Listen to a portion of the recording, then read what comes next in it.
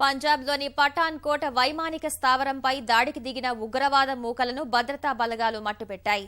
తెల్లవారుజామున 3:30 సమయంలో సైనిక దుస్తుల్లో వచ్చిన దాడి చేయగా వెంటనే అప్రమత్తమైన బలగాలు 4 ఉగ్రవాదులను మట్టుబెట్టగా ఈ క్రమంలో 2 సైనికులు ప్రాణాలు కోల్పోయారు. మరో 6 భద్రతా సిబ్బంది గాయపడ్డారు. MiG-29 యుద్ధ విమానాలు, అధునాతన హెలికాప్టర్లు ఉండే పఠాన్కోట్ వైమానిక స్థావరంపై దాడికి దిగిన జైషే మహమ్మద్ ఉగ్రవాదులను భద్రతా బలగాలు మట్టుబెట్టాయి. సైనిక దుస్తుల్లో ముష్కరులు పఠాన్కోట్ విమానాశ్రయంలోకి ప్రవేశించి ఒక్కసారి దాడి చేయగా వెంటనే అప్రమత్తమైన బలగాలు ఎదురుకాల్పులు ప్రారంభించాయి. సమాచారం అందుకున్న అధికారులు ఎన్ఎస్జీ, గరుడ కమాండోలను రంగంలోకి దించారు. వెంటనే ఆపరేషన్ చేపట్టిన ముష్కరులను హతమార్చారు. ఇందుకోసం హెలికాప్టర్లను సైతం వినియోగించుకున్నారు.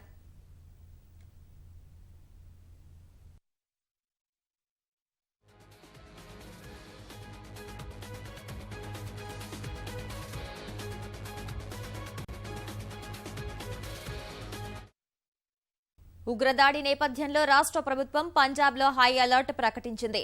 దేశంలోని ఇతర విమానాశ్రయాల్లోనూ అధికారులు అప్రమత్తమయ్యారు. శుక్రవారం జమ్మూ పఠాన్కోట్ జాతీయ రహదారిపై వాహనంలో వెళ్తున్న గురుదాస్పూర్ ఎస్పీ సల్విందర్ సింగ్ ను 4 సాయుధులు ఎత్తుకెళ్లారు.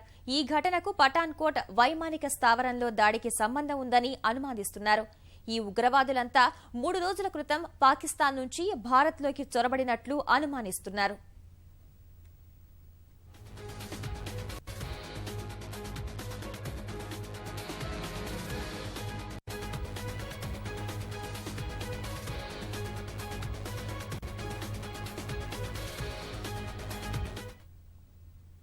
పంజాబ్లో ఉగ్రదాడి జరగడం 6 నెలల వ్యవధిలో ఇది రెండోసారి.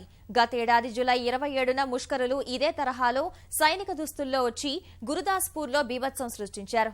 12 గంటల పాటు సాగిన హోరాహోరీ కాల్పుల తర్వాత 3 ఉగ్రవాదుల్ని భద్రతా సిబ్బంది మట్టుబెట్టారు. జులై 27న జరిగిన ఘటనలో 4 పోలీసులు అమరులయ్యారు.